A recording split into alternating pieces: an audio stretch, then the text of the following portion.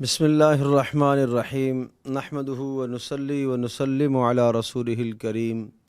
اما بعد فاعوذ باللہ من الشیطان الرجیم بسم اللہ الرحمن الرحیم اتل ما اوحی الیک من الکتاب واقم الصلاۃ ان الصلاۃ تنہی عن الفحشاء والمنکر ولذکر اللہ اکبر واللہ یعلم ما تصنعون صدق اللہ مولانا العظیم۔ 21ویں پارے کے شروع میں سورۃ العنکبوت کا کچھ حصہ ہے، اور سورۃ العنکبوت کا بنیادی موضوع یہ تھا کہ اس دنیا میں اہل ایمان پر مصائب، پریشانیاں، مشقتیں اور کافروں کی جانب سے بھی سخت ابتلا اور آزمائشیں اور پریشانیاں آئیں گی، لیکن اہل ایمان کو ان تمام مصائب اور پریشانیوں کو برداشت کرتے ہوئے حق پر، دین پر جمنا، استقامت اختیار کرنا اور رسول اللہ صلی اللہ تعالی علیہ وسلم کی اتباع کرنا، یہ اہل ایمان کا شیوا ہونا چاہیے۔ اور اب 21ویں پارے کے شروع میں 3 اصول سمجھائے کہ مصائب سے نمٹنے اور پریشانیوں سے خلاصی کے 3 اصول ہیں۔ نمبر 1، اتل ما اوحی الیک من الکتاب واقم الصلاۃ۔ پہلا اصول یہ سمجھایا کہ قرآن مجید کی تلاوت، یہ وہ اصول اور ضابطہ ہے کہ جب آپ قرآن مقدس کو دل و جان سے پڑھنے کی محنت اور کوشش کریں گے، تدبر کر کے، غور و فکر کر کے پڑھیں گے، تو اللہ پاک اس کی برکت سے آپ کے مصائب کو، آپ کی پریشانیوں کو ہلکا کر دے گا۔ رسول اللہ صلی اللہ تعالیٰ علیہ وسلم پر وہ آیات جو تسلی کے طور پر نازل ہوئی ہیں، جب آپ ان آیات کو پڑھیں گے، تدبر کریں گے، اور پھر ان مصائب اور مصیبتوں پر ملنے والے اجر کے وعدے جو قرآن میں ہیں وہ آپ دیکھیں گے، تو یقیناً مصائب اور پریشانیاں آپ کے لیے ہلکی ہو جائیں گی۔ اور نمبر 2، اللہ کی مدد چاہتے ہو، واقم الصلاۃ، نماز کے ذریعے سے اللہ کی مدد آئے گی، لیکن نماز اس طرح سے ہو جس طرح سے نماز کا حق ہے، اس لیے کہ نماز ہی آپ کو بے حیائیوں سے، فحشات سے، گناہوں سے، بے صبری سے، ہر قسم کے منکرات سے آپ کو نماز ہی روکے گی۔ لیکن جس شخص کی نماز اس کو ان تمام چیزوں سے، ان برائیوں سے نہ روکے، اس کی نماز کا اللہ کے ہاں کوئی اعتبار نہیں ہے۔ اور تیسرا اصول یہ سمجھایا کہ اپنے فرض منصبی سے کسی بھی لمحے آپ کو غفلت نہیں ہونی چاہیے۔ وَلَا تُجَادِلُوا أَهْلَ الْكِتَابِ إِلَّا بِالَّتِي هِيَ أَحْسَنُ، جو آپ کو موضوع اور جو آپ کو منصب دیا گیا ہے، لوگوں تک ابلاغ کرنا، دین کی بات کو پہنچانا، اس میں کسی بھی قسم کی غفلت نہ ہو۔ اور اس کے بعد رسول اللہ صلی اللہ تعالی علیہ وسلم کی ذات گرامی پر ہونے والے اعتراضات مشرکین کی جانب سے، ان اعتراضات کا جواب دیا گیا، اور پھر اہل ایمان کو یہ سمجھایا گیا کہ کسی بھی خطے میں، کسی بھی جگہ، کسی بھی ملک، کسی بھی بستی میں اگر رہ کر اللہ کی بندگی کرنا آپ کے لیے ممکن نہیں ہے اور مشکل ترین حالات ہو گئے ہیں، وہاں آپ اسلام پر قائم نہیں رہ سکتے، کفار کی طرف سے سخت مصائب و آلام اور پریشانیاں ہیں، اور دین پر عمل کرنا آپ کے لیے مشکل ہے، تو چھوڑ دیں اس علاقے کو، آپ ہجرت کر کے چلے جائیں۔ اس لیے فرمایا یا عبادی الذین آمنوا ان ارضی واسعہ، اے میرے بندو، وہ جو ایمان لائے ہو، جنہوں نے مجھے اپنا رب مانا ہے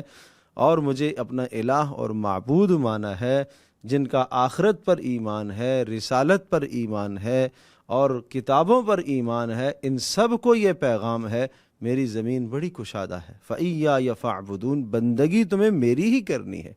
اگر یہاں مشکل ہے، ہجرت کر جاؤ،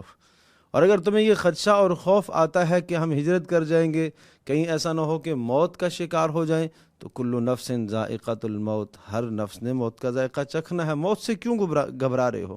تم سب کو اللہ کی طرف لوٹ کے جانا ہے۔ اور اگر ہجرت سے تمہیں یہ خدشہ ہے کہ ہجرت کر کے جائیں گے تو کھائیں گے کیا اور کہاں سے کھائیں گے، اور جہاں ہم ہجرت کر کے جائیں گے وہاں ہماری زندگی کے اسباب، آسائش اور آرام کے اسباب نہیں ہیں، فرمایا وَكَأَيٍّ مِّن دَابَّةٍ لَا تَحْمِلُ رِزْقَهَا اللَّهُ يَرْزُقُهَا وَإِيَّاكُمْ، کتنے جانور ہیں جو اپنے ساتھ رزق لیے پھرتے ہیں، اللہ پاک انہیں بھی کھلاتا ہے، اللہ تمہیں بھی کھلائے گا۔ تو رزق کی ذمہ داری تو اللہ نے لی ہے۔ اور پھر اس کے بعد توحید پر دلائل کے جو مالک تمہیں رزق دیتا ہے اللہ ہی وہی تو ہے جس نے آسمانوں کو پیدا کیا، زمینوں کو پیدا کیا، اور پھر اسی طرح سے زمینوں سے نباتات اور سبزے تمہارے لیے اگاتا ہے۔ رزق کا انتظام تو وہی کرتا ہے، تمہیں خالص ہو کر اسی کی بندگی کرنی ہے۔ فَإِذَا رَكِبُوا فِي الْفُلْكِ دَعَوُا اللَّهَ مُخْلِصِينَ لَهُ الدِّينَ، کہ جب تم بڑی مصیبت میں گر جاتے ہو اور تمہیں ہر طرف سے مایوسی اور نا امیدی ہو جاتی ہے، صرف تم اللہ پر امید رکھتے ہو کہ اللہ ہی اس کام کو، اس مشکل سے مجھے نجات دلائے گا۔ مثال کے طور پر سمندر میں تم پھنس گئے ہو، تمہاری کشتی جہاز بھنور میں پھنس گیا اور اب ہر طرف سے موت ہی موت کے آثار تمہیں نظر آتے ہیں، اس وقت تم کس کو پکارتے ہو؟ جس طرح سے اس مصیبت میں تم اللہ کو پکارتے ہو، اسی طرح سے ہر وقت تمہیں اللہ کو پکارنا چاہیے۔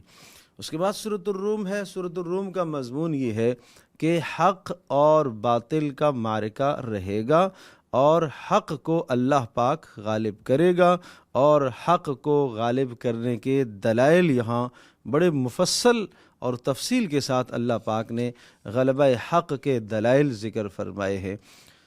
الف لام میم غلبت الروم فی ادنی الارض وهم من بعد غلبهم سیغلبون۔ یہ دنیا میں کبھی ایک کو شکست، دوسرے کو فتح، دوسرے کو شکست، تیسرے کو فتح، یہ نظام ہے دنیا کا، لیکن غلبہ بالآخر اہل حق ہی کا ہوگا۔ اس پر اللہ پاک نے یہاں دلائل ذکر فرمائے، جس مالک نے آسمان و زمین کو بنایا اور وہ حق والوں کو غالب کر سکتا ہے۔ جو مالک دن کو لے کر آتا ہے اور اس کو رات پر طاری کرتا ہے اور رات کو دن پر طاری کرتا ہے، وہ اس حق کو باطل پر وہ غالب کرنے کی قدرت رکھتا ہے۔ جس مالک نے گزشتہ کتنی اقوام کو تباہ و برباد کیا اور نیست و نابود کیا، تہس نہس کر دیا، وہ مالک حق کو باطل پر غالب کرنے کی قدرت رکھتا ہے، اور وہ اہل حق کو اہل کفر پر غالب کرے گا۔ اور جس مالک نے تمہیں بنایا ہے، تمہیں پیدا کیا ہے، جس مالک نے تمہیں تمہارے رنگوں میں، تمہاری شکلوں میں اختلاف رکھا ہے، اور جس نے دن رات کا نظام بنایا ہے، جس نے تمہیں رات آرام اور سکون کے لیے عطا فرمائی ہے، اور جس مالک کے فضل سے، کرم سے تم روزیوں کو تلاش کرتے ہو، جو آسمانوں سے بارشیں برساتا ہے اور بجلیوں کو کڑکاتا ہے، اور ان بجلیوں کے ذریعے سے تمہیں امید بھی ہونے لگتی ہے، ڈر بھی لگتا ہے، اور بنجر اور زمینوں کو جو اللہ زندہ کرتا ہے، جس مالک نے آسمانوں کو قائم کیا ہوا ہے، وہ مالک حق کو باطل پر غالب کرنے کی قدرت اور صلاحیت رکھتا ہے۔ ہاں، اس دنیا میں اہل حق کا بھی امتحان ہے، آزمائش ہے، کچھ آزمائشوں سے تمہیں گزارا جائے گا، اور اس کے بعد توحید کے دلائل، اور پھر ایک انسان پر گلہ اور شکوہ، وہ یہ وَإِذَا أَذَقْنَا الْإِنسَانَ رَحْمَةً فَرِحُوا بِهَا، جب ہم اسے رحمت چکھاتے ہیں تو یہ خوش ہو جاتا ہے اور یہ کہتا ہے بس یہ تو اللہ کا کرم ہوا، اللہ کا فضل ہوا۔ اور وَإِن تُصِبْهُمْ سَيِّئَةٌ بِمَا قَدَّمَتْ أَيْدِيهِمْ إِذَا هُمْ يَقْنَطُونَ، اگر اس کی کسی نافرمانی اور گناہ کی وجہ سے دنیا میں سے سزا ملتی ہے اور اللہ کی طرف سے حالات کی تنگی آتی ہے تو یہ مایوس ہو جاتا ہے۔ اور پھر سمجھایا قرابت داروں کا حق ادا کیا کرو، ان کو دیتے رہا کرو، لیکن اللہ کی رضا کے لیے۔ اور وَمَا آتَيْتُم مِّن رِّبًا لِّيَرْبُوَ فِي أَمْوَالِ النَّاسِ فَلَا يَرْبُو عِندَ اللَّهِ، جو تم مال اس نظریے اور اس جذبے سے خرچ کرتے ہو کہ میں فلاں کو دوں گا اور جب میری حاجت آئے گی تو وہ مجھے دوہرا کر کے، زیادہ کر کے لوٹائے گا، فرمایا اس پر اللہ کے ہاں تمہیں کوئی اجر نہیں ملے گا۔ فَلَا يَرْبُو عِندَ اللَّهِ، یہ اللہ کے ہاں بڑھنے والا نہیں ہے۔ اور پھر سمجھا اس جہان کے اندر جو فتنے اور فساد برپا ہوتے ہیں، ظہر الفساد فی البر والبحر بما کسبت ایدی الناس، یہ تمہارے اعمال کا نتیجہ ہے، اور یہ اس لیے فتنے برپا ہوتے ہیں، اور بسا اوقات یہ مصائب اور آلام اور پریشانیاں، تمہارے جسم میں بیماریاں آتی ہیں، ملک میں بدامنی پیدا ہوتی ہے، اسی طرح سے اللہ کی طرف سے آنے والے عذابوں کی شکلیں، زلزلوں کی صورت میں، سیلابوں کی صورت میں، یہ سب اللہ پاک کی طرف سے، یہ اس لیے ہے تاکہ بڑا عذاب جو قیامت کا آنے والا ہے، اس عذاب سے پہلے کچھ تمہیں عذاب کے نمونے چکھائے جائیں تاکہ تم اللہ کی طرف پلٹ آؤ، اللہ کی طرف تاکہ تم رجوع کر لو۔ لیکن جب انسان نہیں رجوع کرتا، فَانْتَقَمْنَا مِنَ الَّذِينَ أَجْرَمُوا وَكَانَ حَقًّا عَلَيْنَا نَصْرُ الْمُؤْمِنِينَ، پھر ہم مجرموں سے انتقام لیتے ہیں اور پھر ہمارے ذمے ہے ہم اہل حق کی مدد کرتے ہیں اور اہل حق کو ہم غالب رکھتے ہیں۔ اس کے بعد سورہ لقمان ہے، یہ مکی سورہ مبارکہ ہے، اور اس میں جو بنیادی طور پر مضمون یہ ہے کہ اپنی نسلوں کی، اپنی اولادوں کی اچھی اور نیک تربیت کرو، اس نیک تربیت پر اللہ پاک کی رحمتیں اتریں گی۔ چنانچہ تربیت کے چند اصول سمجھائے۔ وَإِذْ قَالَ لُقْمَانُ لِابْنِهِ يَا بُنَيَّ لَا تُشْرِكْ بِاللَّهِ، حضرت لقمان نصیحت کر رہے ہیں اپنے بیٹے کو، وَهُوَ يَعِظُهُ يَا بُنَيَّ لَا تُشْرِكْ بِاللَّهِ، پہلی نصیحت شرک نہیں کرنا ہے،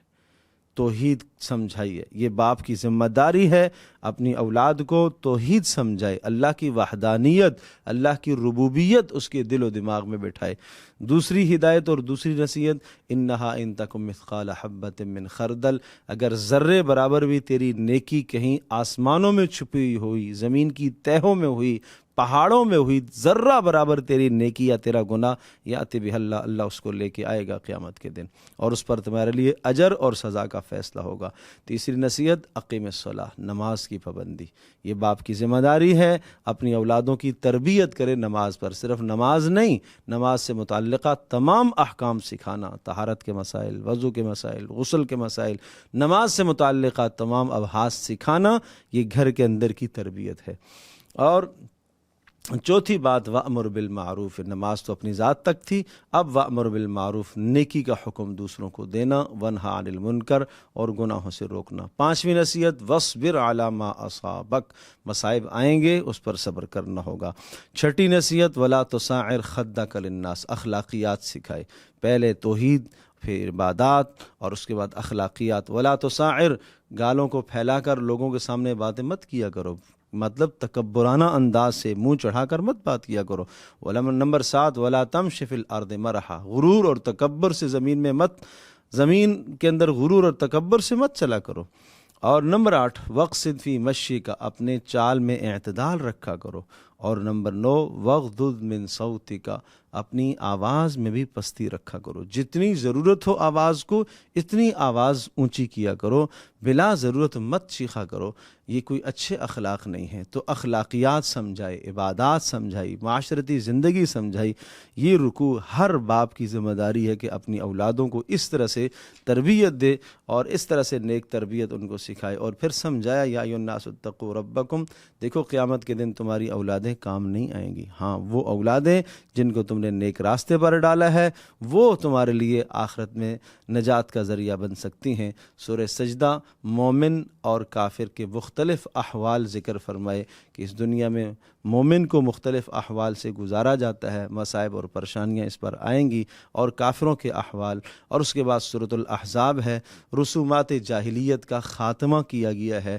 اس سورہ مبارکہ کا خاص جو موضوع ہے وہ رسومات جاہلیت کا خاتمہ ہے، آگے آ رہی ہیں وہ رسومات۔ اور اسی طرح سے ساتھ ساتھ غزوہ احزاب کے احوال بھی ہیں، اور غزوہ احزاب میں اہل ایمان کو جو مصائب اور پریشانیاں آئیں، اور پھر منافقوں کے احوال ذکر کرتے ہوئے آخر میں اللہ تبارک و تعالی نے اہل ایمان کے لیے وعدے فرمائے، مدد کے، غلبے کے وعدے فرمائے، اور پھر آخر میں وہ احکام ہیں جن کا تعلق ازواج مطہرات کے ساتھ ہے، ان احکامات پر اس صورت کا، یعنی اس پارے کا اختتام ہوتا ہے۔ اللہ تبارک و تعالی ہم سب کے لیے سمجھنا عمل کرنا آسان۔